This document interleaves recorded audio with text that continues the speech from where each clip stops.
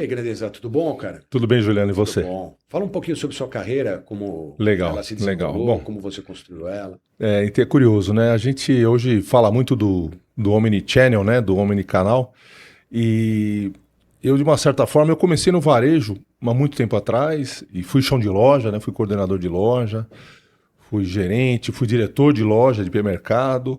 Aí eu passei pelo Mercado Livre, na fundação do Mercado Livre, junto dos fundadores. E acho que isso fez parte da minha carreira, porque essa integração do físico e do online ajudou muito, né? Passei por muitas empresas, Black Decker, o próprio Mercado Livre, o Carrefour.com, a gente liderou algumas operações importantes, né? Então essa bagagem toda hoje fez a gente chegar no momento que a gente está, que é o momento da consultoria, né? Então já há uns 2 anos para cá, ajudando pequenas e médias empresas a entrarem no segmento online e aumentando o negócio, aumentando a produtividade, né? Eu acredito que muitos dos seus clientes são empresários, né? E os empresários, eu entendo que eles acreditam que basta criar um site ou anunciar em marketplace para vender online. Pois Mas não é. é bem assim, né? Não é. Aí começa o problema, né? Já houve uma época que a tecnologia era o que decidia o sucesso, né? Então era muito restrito. Você tinha que gastar caminhões de dinheiro para ter uma operação online. Hoje não é isso, a ferramenta já é commodity. Acho que o grande segredo começa com mão de obra. E a gente está passando de um problema bem sério nesse sentido no Brasil, né? Mão de obra especializada em canais digitais não é fácil. Então o nosso trabalho começa exatamente com a contratação ou a seleção, identificação de pessoas para trocar esse negócio, que não é o mesmo do físico, né? Então você tem erros como, vou vender no Mercado Livre, tô vendendo online, vou vender no Marketplace, na Amazon, etc. E não tem nada a ver uma coisa com a outra, né? O investimento em mídia, então o cara coloca lá botar dinheiro no Google vai dar certo, vou ter retorno, também é uma falha que acontece muito, né? Mas a principal que eu vejo, especialmente no segmento de varejo, é a falta de integração, das coisas não se comunicarem, né? Então o vendedor da loja física, o balcão, o autosserviço, a precificação com o online, então a integração de lojas físicas e online, ou seja, uma única promessa. E isso funciona bem se estiver bem coordenado. Isso é uma falha muito comum no nosso segmento, né? E por fim, eu acho que tem uma coisa importante, é por que fazer isso, né? Por que digitalizar? Por que ter canais online? Se eu já tenho a minha loja, o meu negócio, há tantos anos. Primeiro porque essas ferramentas digitais permitem você conhecer melhor o teu cliente. Então, o cliente não é mais a relação com o vendedor, com o WhatsApp do vendedor ou com o caixa do mercado. O cliente está na sua mão. Então você conhece os hábitos desse cliente, quantas vezes ele vem na loja, o que ele compra, o que ele prefere, e a partir desse conhecimento, implantando um bom CRM, você toma a condução do negócio. Acho que isso é fundamental, você não ser passivo no negócio, é você ativo. Você vai lá, faz um mês que esse cara não vem na loja, o que ele gosta? Ele gosta de comprar vinhos, ele gosta de comprar determinado estilo de roupa ou de tênis, etc. Então você assume a condução do negócio de forma ativa. Acho que isso muda muito, isso é super importante na gestão de canais digitais, né? Legal. E como consultoria, como você consegue ajudar esse pessoal? Não tem jeito, né? A gente que foi chão de loja, a gente que conhece, a gente participou da linha de frente, acho que o diagnóstico sempre é muito importante. Eu não consigo fechar uma consultoria se eu não for visitar o cliente pessoalmente, apesar de estar no online, né? Eu faço as reuniões presenciais, vou conversar com as equipes, dentro da loja, dentro do depósito, na área de expedição, entender no balcão ou no autosserviço quem é o cliente que está comprando, qual é o perfil, classe social, etc. Então, o diagnóstico é fundamental. A partir desse diagnóstico, que a gente demora algum tempinho, até a gente dedica um tempo maior investido nessa fase, a gente começa a avaliar o que tem que ser feito na empresa. Como eu falei, né?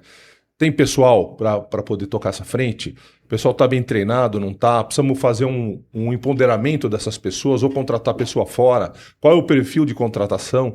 Então, depois do planejamento, a gente vai para as fases de implantação. Então, começa com pessoas sempre, tecnologia vem depois vem a tecnologia, vem fornecedores, os processos. A gente fala muito, né? O e-commerce parece que a venda é virtual, mas o esforço é muito maior que a loja de autosserviço. Porque você vai separar, você vai embalar, vai etiquetar, vai chamar a transportadora, vai garantir que isso chegue em tempo hábil e correto para o cliente, que ele vai gostar do produto e não vai devolver. Então dá muito mais trabalho do que uma loja de autosserviço, né?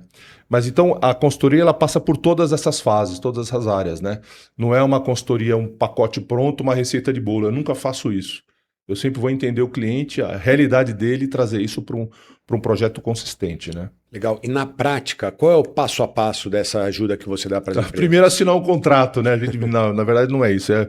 Eu até não assino o contrato antes do diagnóstico. A gente, enquanto não entender a realidade do cliente, pode ser que não dê certo. Fala, para o que você tem, para o negócio que você toca hoje, não faz sentido investir em canais digitais, ou sim.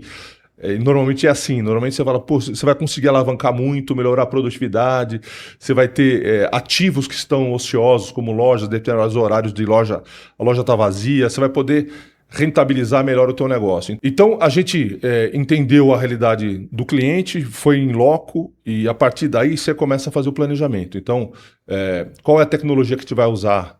Qual é o fornecedor? Qual é o melhor custo-benefício? Porque também tem pacotes prontos hoje, mas que não atendem bem. Isso está integrado ou não com a empresa? Aí está pronta a solução de tecnologia, vamos trazer o tráfego, né? Porque ninguém abre um e-commerce ou um canal digital, WhatsApp e-commerce, não importa, e vai sair vendendo no mesmo dia. Você vai ter que gerar tráfego, gerar o fluxo de... É como loja física, né? Gerar fluxo de clientes. Esses clientes vão começar a converter, vão começar a comprar, e isso vai empilhando, né? A gente sempre fala no formato de empilhar, que o tráfego do online, e isso tem muito a ver com o custo de aquisição de cliente, ele tem que ter recorrência, né? Então essa é a grande diferença do marketplace, né? Que a recorrência não é para você, é para o marketplace.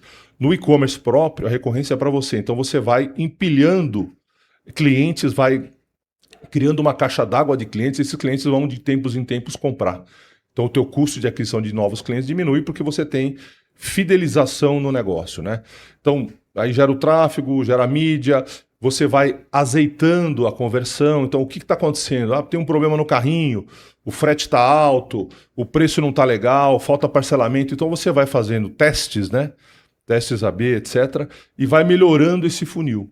Então, não tem segredo. Tudo que acontece lá, a gente consegue mapear e consegue implantar. E a partir disso, depois são as métricas, né? A gente implanta as métricas do negócio e vai acompanhando diariamente. Então, eu com os meus clientes, os clientes da consultoria, da mentoria, a gente todo dia troca informação. Então, não importa o tamanho do cliente, todo dia de manhã eu recebo informação dos clientes de como que está indo o negócio. Precisamos fazer uma correção, vamos fazer rapidamente, né? É muito dinâmico isso. E a nossa consultoria é atenta para esse tipo de performance, né? Acho que esse é o desenho principal da consultoria. Legal. Bom, com toda essa experiência aí, eu imagino que você já viu muita coisa no online, né? Vi bastante. Conta um pouquinho. Vi bastante. Então, a gente migrou da operação física para o online em 2004, né? Lá se vão... Aonde? No Mercado Livre. 2004, então são aí 22 anos de estrada no digital, né? A gente viu muita coisa acontecer. Então, se eu consigo lembrar no começo, a gente tinha um problema de penetração de internet, né? Então, a internet no Brasil era discada, aí era lenta, aí começamos a ter a fibra, demorou para a fibra estar disponível no Brasil todo, então a velocidade era ruim, a tecnologia foi entrando, a experiência foi melhorando, aí vieram os smartphones, né? Então, o que era e-commerce de desktop, de computador, virou smartphone, e a experiência é muito diferente, né? Então a gente viu muita coisa funcionar bem e muita coisa que não funcionou bem, né? A gente teve, por exemplo, promessa de frete grátis, entrega em 24 horas, né? Então isso afetou muitas empresas grandes, como Americanas, a B2W, Submarino, o Shoptime, essa galera toda sofreu muito com falta de controle de custos, né? Então hoje a gente já está num momento que você faz um esforço, mas você não queima mais resultado, né? As empresas que queimavam resultado já não existem mais. Tem hoje um ajuste para se fazer quando você cria uma dependência grande de marketplace, que é o que a gente na consultoria a gente evita de acontecer. Então, o marketplace é só mais um canal, não é nunca o principal canal. Não aconselhamos começar pelo marketplace, porque você vira escravo desse modelo, um modelo de alto volume e baixíssima rentabilidade. Então a gente começa olhando para o próprio negócio. Então o teu cliente, atender bem o seu cliente no seu negócio, e quando isso estiver bem endereçado, aí você pode trabalhar com mais volume no marketplace, né? Então acho que isso tudo é o grande pacote que a gente tem a oferecer dentro da consultoria, né? Legal, cara. E falando sobre o futuro, qual é a sua visão sobre o futuro? Legal. Eu acho que cada vez mais, a gente está passando hoje com a situação do 6x1, né, com a proibição do 6x1, cada vez mais a gente tem que ter produtividade. É uma palavra que no Brasil a gente sempre teve dificuldade de assimilar, né?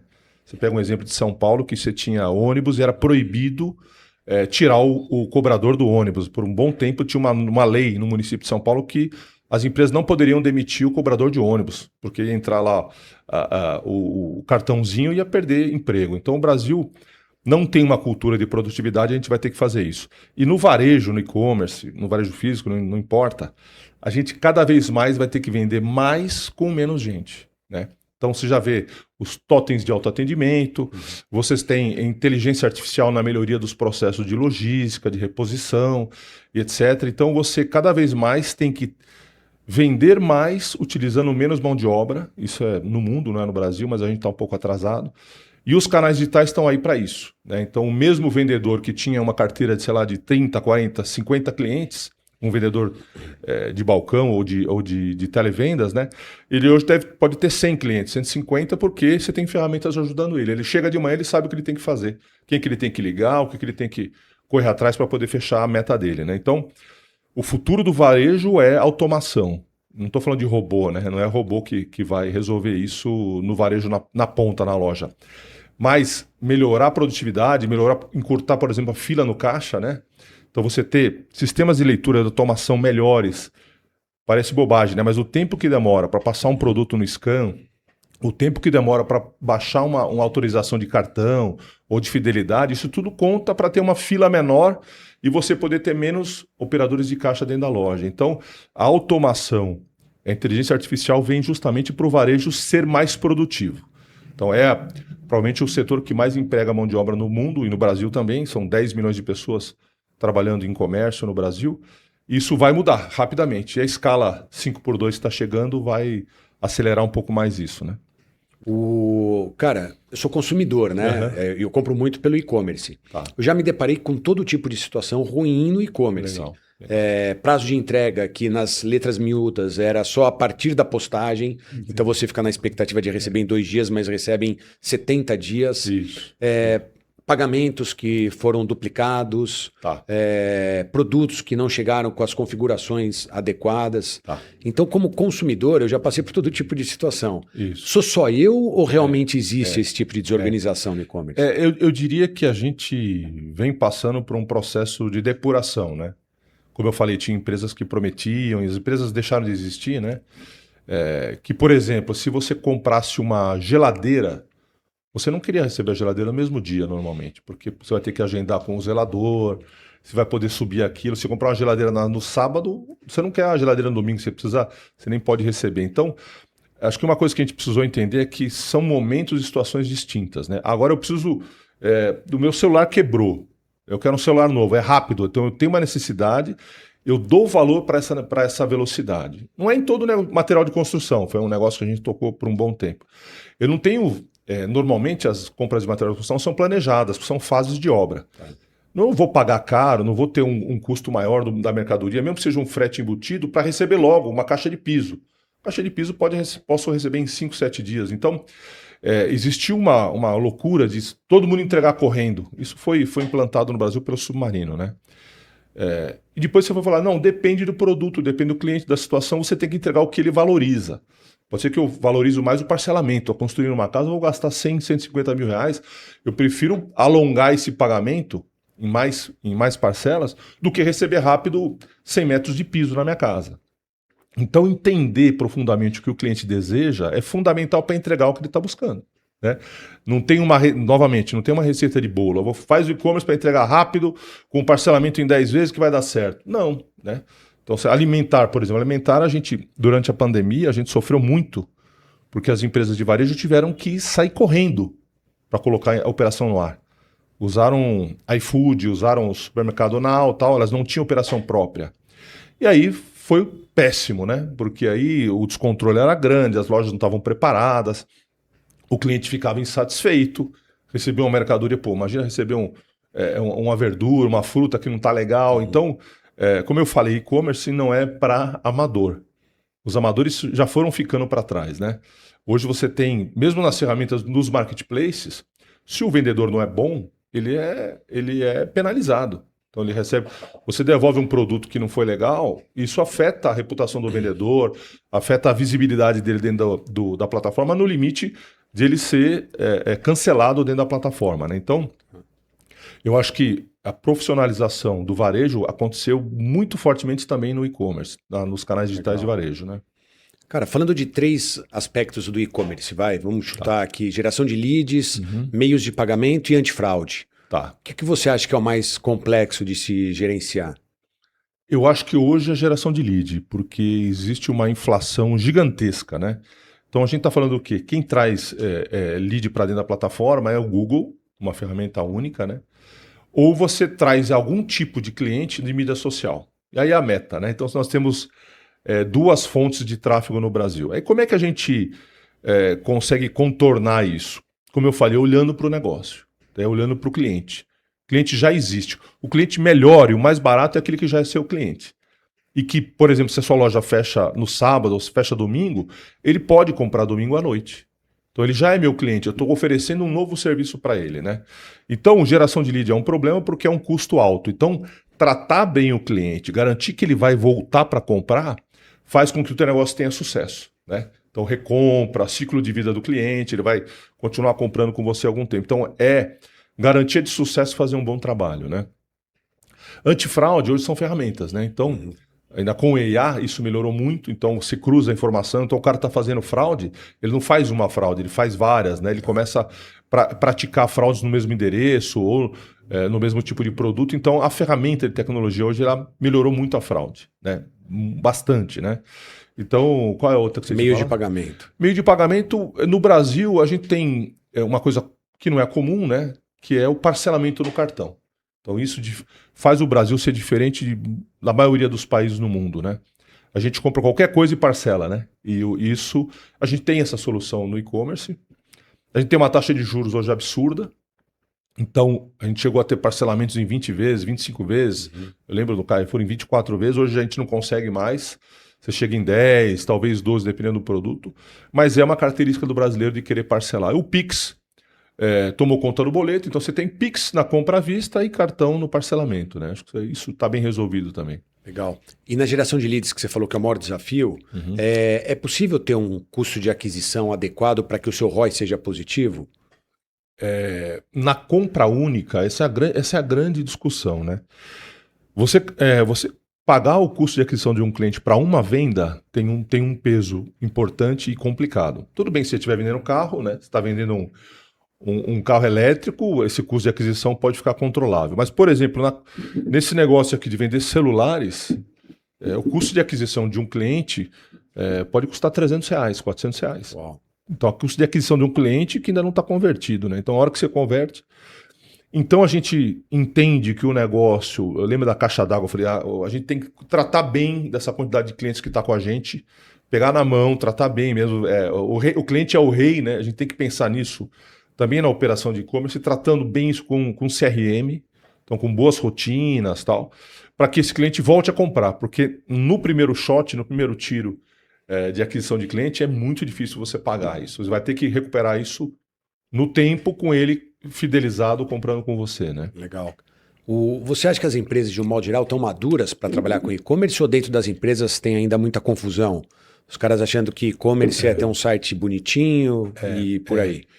Esse é um problema que eu encontro em 9 entre 10 clientes. E às vezes a gente aconselha a não lançar a plataforma ainda. Então, enquanto não está consolidado esse pensamento de atender bem cliente, do teu CRM, de conhecer o cliente, de entregar para ele um produto melhor, um produto diferenciado, num preço melhor ou num parcelamento diferente. Então, se você não entendeu para que serve isso, colocar o site no ar é a primeira bobagem que a gente pode fazer. Porque coloca no ar e fica esperando que a coisa vai acontecer sozinha. E não é. O e-commerce é só uma porta de entrada. É uma porta importante, porque às vezes o cliente vai pesquisar ali e vai comprar na loja, então você não consegue medir. Então a gente tem aí fluxos de visitantes gigantescos em termos de volume e tal, visitando o teu site, fala, pô, mas eu estou vendendo tão pouco, estou convertendo 1%, 2%, 0,5%. Grandeza, esse negócio não dá certo. Aí eu falo, faz uma promoção no online que vale na loja física e você vai medir o que vai acontecer. Coloca um cupom ou um produto especial num preço diferente, você vai ver o impacto que vai ter na loja física, né? E esse é o caminho. Então, integrar, o pessoal fala de omnichannel, né? Ou um canal geral, eu não gosto dos nomes em inglês, né? Mas é um canal em que o cliente escolhe onde quer comprar, mas você vai atrás dele. Então você não fica esperando.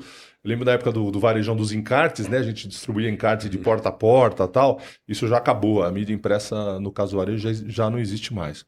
Mas você atrai ele para o site e não quer dizer que ele vai comprar no e-commerce, né? Ele vai conhecer a tua empresa, vai conhecer a tua oferta, o teu produto e normalmente transborda. É uma palavra que eu falo muito na consultoria. Vai transbordar. Eu garanto que vai transbordar. Se você tem um negócio físico, ele vai melhorar o resultado. Saiu o primeiro resultado do primeiro trimestre da Americanas, né? Americanas que está tentando sair agora da recuperação judicial, e eles estão fazendo exatamente isso. Eles fizeram o on com o off. Então eles estão trazendo a força da marca da Americanas, que antes era de uma operação gigantesca que não dava lucro, para uma operação menor, mas que está focando na loja para rentabilizar os ativos, né? Então, o on e o off juntos é segredo de sucesso, né? Legal. A impressão que eu tenho, não sei se eu estou certo, é que muitas compras eu faço em marketplaces que tem zero de estoque. Independente de ser uma lavadora de roupas ou de ser um tênis. Tá. Isso é um dos segredos para dar certo? Não ter estoque, fazer só o cross-docking? Depende. Tudo depende, né? Quando você tem confiança na cadeia de suprimentos, você pode fazer isso, né? Os chineses fazem muito bem, inclusive, né? Se você compra um produto que ainda está na China e eles já estão embarcando um produto que você ainda não comprou. Mas aqui dentro do Brasil a gente tem complexidades importantes, né? Então, primeiro o tamanho do Brasil, né? Então, caminhão rodando para cá, a gente não tem nenhum tipo de transporte com trem, né? E o aéreo é muito caro. Então o caminhão está andando, o caminhão para, o caminhão é roubado, é assaltado. Você tem DIFAL, que quer dizer DIFAL, né? Você tem entre estados cobrança complementar de impostos, então às vezes o caminhão fica preso lá porque o DIFAL não foi pago e teve uma inspeção, etc. Então tem muito ruído na cadeia. Então eu entendo que se você for trabalhar com cross dentro do Brasil, você tem que ter a garantia que está perto e que o teu fornecedor é confiável, né? Então nós não estamos na Europa, né? Na Europa as coisas, os problemas são mais reduzidos em termos de geografia, né? E também não tem essa guerra fiscal.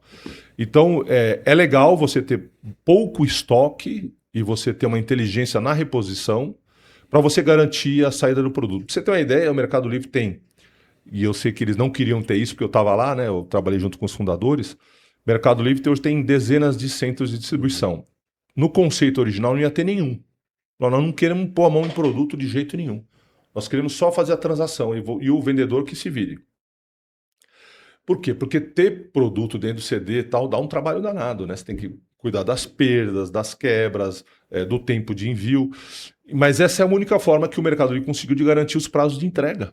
Então começou a criar esses CDs gigantes para falar, bom, tá dentro de casa, eu garanto que amanhã está sendo postado, está sendo colocado na rua o produto.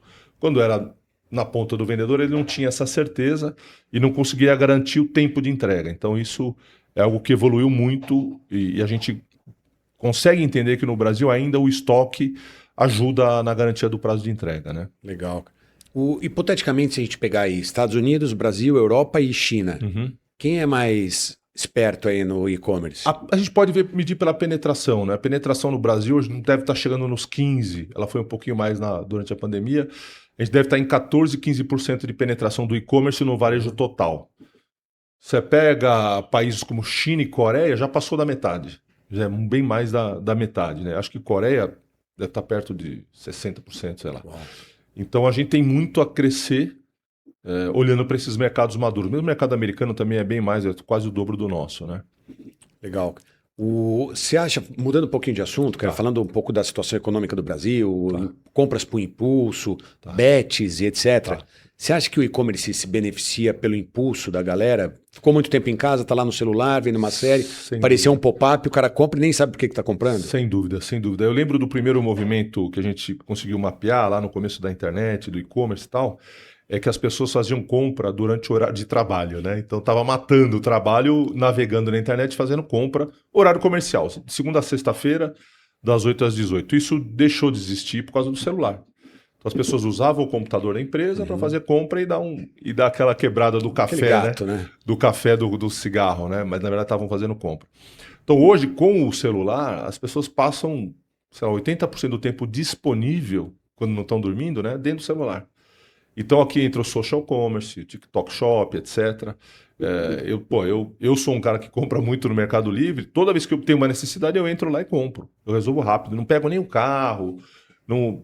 Para falar a verdade, nem procuro fora da plataforma. Eu sempre vou ali para simplificar a minha vida, né? Então, as bets, eu falo que as bets são o cassino online, né? O Brasil proibiu o cassino até hoje.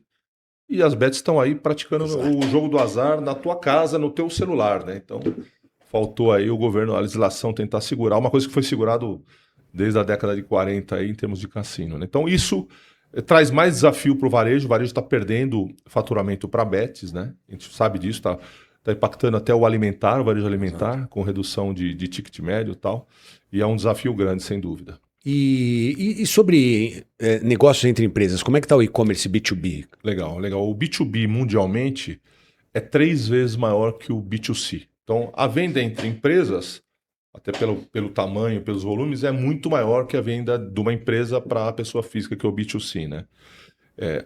No Brasil está começando, então a grande oportunidade está nas empresas. Então, entender que a transação original do vendedor, do representante de vendas, tal, ela está deixando de existir. O intermediador. Tinha um cara no meio entre a indústria e os canais, que era o representante de vendas, o vendedor tal. Esse cara está desaparecendo porque os processos estão sendo automatizados.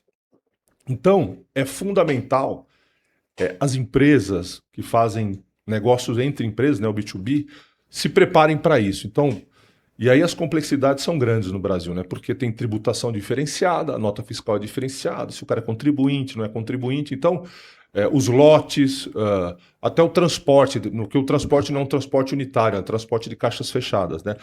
Mas sem dúvida, Juliano, isso aí é o segmento que a gente tem mais oportunidade daqui para frente. Porque a gente está olhando para o mercado maduro e a gente está muito no começo, né? Deixa eu tirar uma dúvida com você, cara. A minha empresa pode ser pequena, média ou grande, ter 10, 70 ou 2 mil funcionários que você atende? Qualquer uma delas? A grande vantagem da consultoria hoje, que a gente trabalha em formato remoto, né? Fora aquela reunião inicial, a gente faz o restante remoto, é que a gente consegue atender muitos clientes, né? Então, eu não sou boutique, né? Não custa caro. Então, uma empresa familiar, uma empresa com 10, 20 funcionários, consegue contratar a gente, porque a gente faz uma agenda, a gente tem elasticidade no formato do negócio.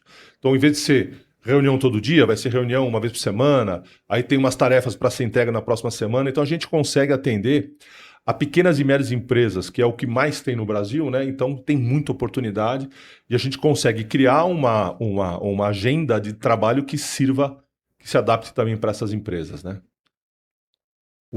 Grandeza, e fala uma coisa, cara, a hora que acaba o seu trabalho como consultoria, o que acontece com esse seu parceiro? Você vira um conselheiro, você vira um consultor esporádico, o que acontece? É engraçado porque isso tem muito a ver com a entrega, né? Então a gente aprendeu isso na prática, com as consultorias que a gente fez. Finalizado o processo de implantação, as métricas, etc. Eu falo, e agora, Grandeza? Agora a gente não quer ficar sem a tua contribuição. Eu fui fazer o curso de conselheiro por causa disso, né? Fui fazer BGC e tal, para poder entender melhor esse universo. E a gente já implantou, tem empresas que a gente está participando do conselho, na cadeira de conselho consultivo, para uma vez por mês, no resultado, nas reuniões de resultado da empresa, a gente continuar contribuindo com inovação, com tecnologia, com mudanças e tendências. Então, esse é a segunda parte, vamos dizer, da consultoria. Então, ela é muito mais operacional na consultoria estratégica, e depois ela passa para o conselho consultivo, que é um prazer enorme fazer também nas empresas, né? Legal, cara. E o conselho, parece que está meio na moda isso daí de ser conselheiro, né? Uhum. Como que você se preparou, além do curso que você já citou que fez, cara? O que você faz para ser um bom conselheiro? Pois acho que é natural, depois do executivo, do trabalho de execução, o executivo mão na massa, que toma decisões, etc., ele continuar querendo fazer isso nas empresas. E é uma falha. É uma falha porque não é isso o papel do conselheiro. O conselheiro tem que provocar situações, provocar avaliações, mudanças, dentro dos clientes, não ele fazer. Ele já passou essa fase, né? A minha transição de ter ido primeiro para a consultoria já permitiu essa mudança de postura. Eu, como consultor, eu já não faço mais. Eu ensino, eu indico os caminhos. E depois, naturalmente, você, acostumado com essa posição de consultor, você consegue sentar numa cadeira de conselho de uma forma mais natural, sem grandes atritos, né? Beleza.